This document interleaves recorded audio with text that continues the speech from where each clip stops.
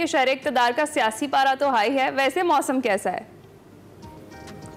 देखें, ठंड आ रही है और चलती जा रही है। कुछ स्मोक के भी असरात थे। अब बेहतर है, धूप भी नजर आ रही है और वैसे गर्म हालात बनने जा रहे हैं। हाँ। जो आपने सारी बात कही, तो चढ़ाई तो इस्लामाबाद पे है ना। चाहे वो केपी के वजीर आला कर रहे हों, उनकी पार्टी पीटीआई कर रही हो, या वजीर आला पंजाब मरियम नवाज उसे काउंटर करने की बात कर रही हूँ। फिर आपने बात की कि आर्मी चीफ कह रहे हैं कि आइन हमें अंदरूनी और बैरूनी सिक्योरिटी की रखवाली का कहता है और जो बीच में आएगा उसको नताइज भुगतने होंगे।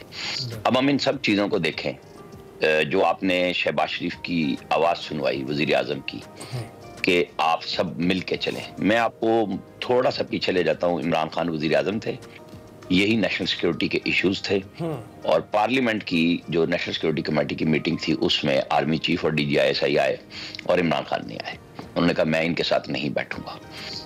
आज के अपोजिशन लीडर, कल के अपोजिशन लीडर आज के वजीर आजम हैं, वो फिर ऑफर कर रहे हैं। वो अपोजिशन में भी यही ऑफर किया करते थे, लेकिन इमरान खान साहब बात नहीं सुनते थे। पीटीआई की आज भी वही कहानी है कि अगर हम हैं तो ठीक है, अगर हम नहीं हैं तो फिर कुछ भी ठीक नहीं है। उनके ज़ाहिर वर्कर्स तो यही कहेंगे कि हमारा लीडर जेल में है, लेकिन लीडर्स तो PMLN के भी बहुत सारे जेल में रहे और बातचीत भी होती रही और अपनी नेशनल सिक्योरिटी की जिम्मेदारियों से कोई भी पार्टी पीछे नहीं हट सकती।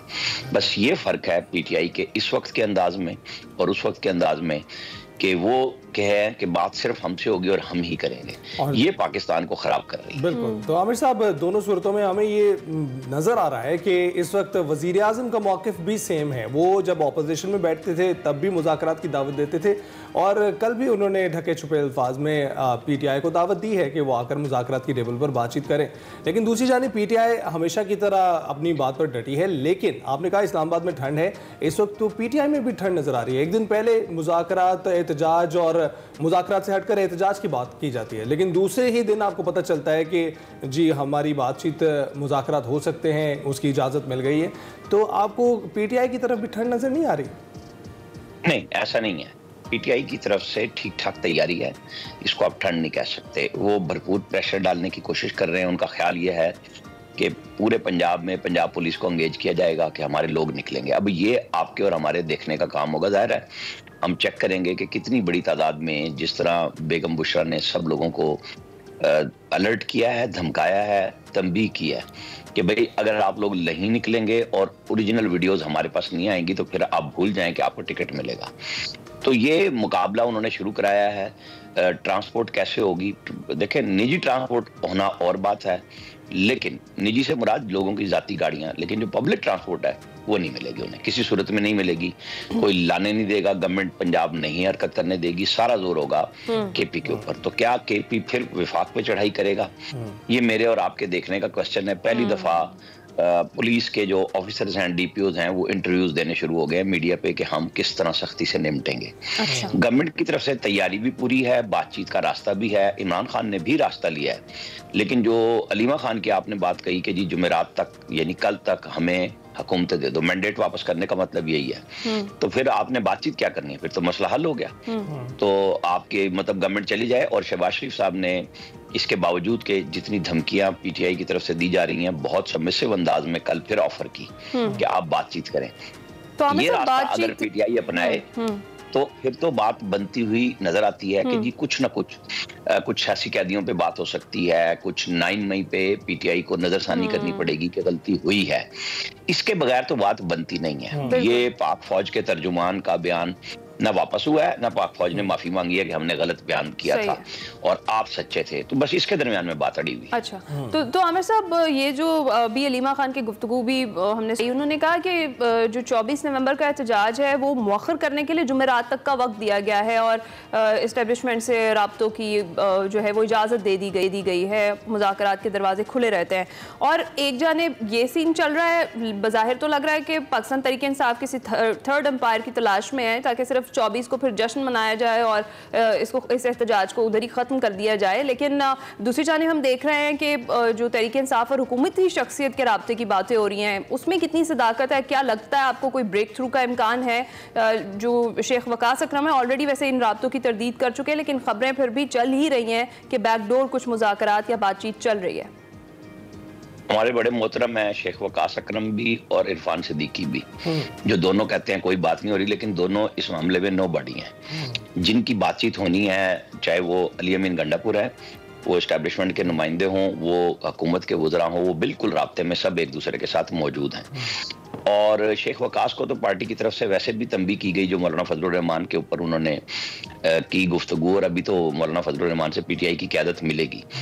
आप और हम, कम से कम मैं खुश हो जाऊंगा कि कोई ऐसा रास्ता निकले कि 24 का एहतजाज ना हो, क्योंकि ये पाकिस्तान के लिए जरूरी है।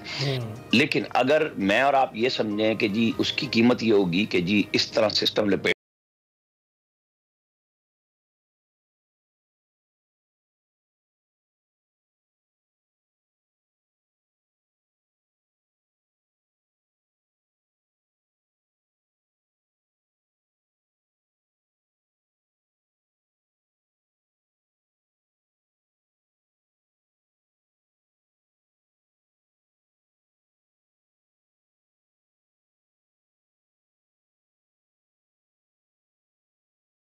तरीके से हमारे मामला चल रहे हैं, इस तरह फायदा कोई नहीं होना। जो थोड़ी बहुत आस लगी है कि मईशत बेहतर हो रही है, वो भी गर्क हो जाएगी। वो भी गर्क हो जाएगी। आमिर साहब, जो हमारी वज़ीर इत्तलात पंजाब की आसमा बुखारी साहिबा, उन्होंने कहा कि अल जहाद के नारे लगाने वालों से वैसे ही निपटा जाएगा। तैयारी तो उनकी भरपूर है, आप भी जिक्र कर चुके हैं, लेकिन इस पार्टी की हिस्ट्री रही है कि जब भी इन्होंने एहतजाज से नबर्द आजमा होने की कोशिश की है, it gets blown out of proportion. वो इतना बढ़ जाता है कि इनके इख्तियार से भी बाहर हो जाता है। तो इस वक्त जो हम उनकी तैयारी देख रहे हैं, और इस वक्त कोई तब्दीली आने का इम्कान नजर आ रहा है आपको? देखिए, आप की बात को मैं सिर्फ 9 मई के हवाले से तो कह दूंगा कि जी कुछ इस तरह का हुआ, और वो भी मुसल्लह अफवाज ने बहुत ज्यादा तहम्मुल का मुजाहरा किया कि अपने लोगों पे गोलियां नहीं चलाई। वरना फौजी की ट्रेनिंग ये होती है कि जब कोई अटैक करता है, अदरवाइज ये कहाँ गए, हमेशा से टैकल हुए। 14 में भी, 16 में भी, जब दोनों दफा एस्टैब्लिशमेंट इनके साथ थी और गवर्नमेंट साथ नहीं थी, तो पॉलिटिकल क़यादत ने फैसला किया और इनको वापस भेजा। इनको कुछ ना मिला, फिर अदालतों के जरिए उस वक्त की एस्टैब्लिशमेंट ने नवाज शरीफ को निकलवाया और प्लान करके निकलवाया। तो ये नहीं मैं कहता कि जी ये इतना बड़ा है। हाँ, अगर लोग निकल आते हैं, वो दुनिया भर में इनकलाब आते हैं, फिर उसके अंदर सब कुछ बह जाता है। फिर पाकिस्तान का जो सर्वाइवल है वो और तरीके से होगा, फिर वो मंजर ही कुछ और होगा, वो किसी के हाथ में कुछ नहीं होगा। सही है। अच्छा आमिर साहब, हम वैसे पाकिस्तान तहरीक इंसाफ की अगर बात करें तो देखा जाए तो वैसे हमेशा ऐसे ही होता है कि खैबर पख्तूनख्वा से ही अवाम जो है वो निकाली जाती है, और फिर वफाक पर दावा बोला जाता है, और दीगर सूबों की अवाम इतनी बड़ी तादाद में नहीं निकलती है। तो आपको लगता है कि इन हालात में अली अमीन गंडापुर के लिए कुछ हालात मुश्किल हो जाएंगे अगर 24 को इतनी बड़ी तादाद में कारकुनान को वहाँ जमा करना है? देखिए, अली अमीन की गर्दन हर सूरत में मुश्किल में है। वो बतौर चीफ मिनिस्टर अब अगर आगे चलेंगे तब भी बहुत सारे इकदाम हैं। अगर वो पार्टी के सरबराह के तौर पे नहीं चलते तब भी मुश्किल में है।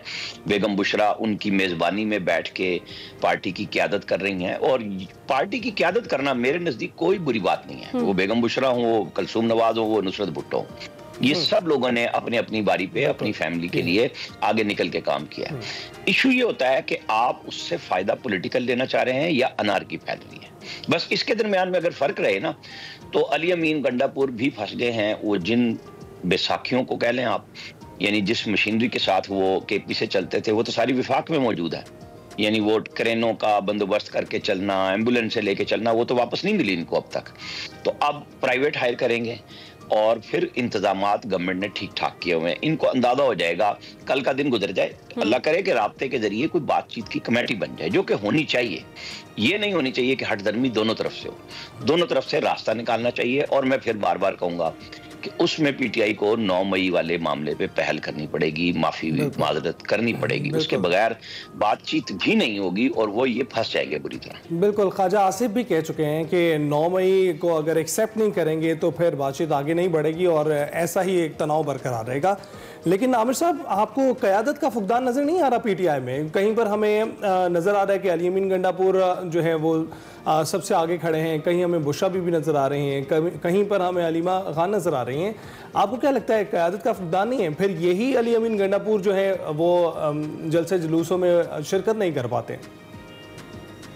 ये क़यादत का बहरान भी है, अदम एतमाद भी है एक दूसरे के ऊपर। और खान साहब ने इस दफ़ा चूंकि फोकल पर्सन भी अली अमीन गंडापुर को नहीं बनाया बल्कि एक नामालूम कमेटी बनाई है, लेकिन उसके अंदर ज़ाहिर है अली अमीन, बैरिस्टर गौहर, ये सारे लोग कहीं ना कहीं मौजूद हैं, बैरिस्टर सलमान अकरम राजा हों, लेकिन पंजाब की क़यादत गायब है। अभी तक वो ओपन नहीं हो सकी। उन्होंने वो मोमेंटम ये या तो सिर्फ उस पे बैठे हैं कि जी बस इनकलाब आना है 8 फरवरी की तरह, जिस तरह कहते हैं कि लोग वोट डालेंगे। वोट डालना और लड़ने और कफन बंधवा के चलना बड़ा फर्क है इस मामले में। आपका वर्कर तो निकल सकता है हर तरह की तैयारी के साथ, लेकिन आम आदमी वोट डालने जाता है और लड़ने मरने नहीं जाता। ये फर्क हमें आपको अगले 48 घंटों में नजर आ जाएगा कि कितनी प्रिपरेशन है, कितनी ट्रांसपोर्ट इन्होंने अरेंज किया, क्या वो गाड़ियां छुपा के रखनी है किसी जंबील में कि जो सिर्फ 23 की रात को चलती हुई नजर आएंगी आपको या 24 की सुबह नजर आएंगी। ऐसा नहीं है पंजाब के अंदर तो वो, लेकिन अटक तक केपी में जो मर्जी कर लें आप, मोटरवे पे आने से पहले और वहां तक जो मर्जी तैयारी कर लें, उसके बाद आपको इंतजामी इकदामात का सामना करना होगा। अच्छा। या यहाँ पे आप बलवे कराना चाहते हैं, दावे हो रहे हैं ना कि जी 10,000 नौजवान आ चुके हुए हैं, यहाँ पे जो इंटेलिजेंस बैठी है, जो पुलिस बैठी है, आपको पता है चोर डकैत या दहशतगर्द कोई भी कार्रवाई कर रहे हो, जहां मोहल्ले में लोग इकट्ठे होंगे तो तंदूरों से रोटियां जाएंगी ना, फ्लोर मिलों से ही आटा जाएगा ना, पता चल जाता है कि कौन कहाँ पे इकट्ठा होकर बैठा हुआ है। और ये सब चीजें मद्देनजर हैं लॉ एनफोर्सेस एजेंसीज के कि किस कदर तैयारी है और क्या नहीं है। सही है। आमिर साहब, इन दी एंड एक सवाल हम रोजाना करते हैं, मैं चाहूंगी कि आप भी उसका जवाब दें कि अगर पाकिस्तान तहरीक इंसाफ इस एहतजाज को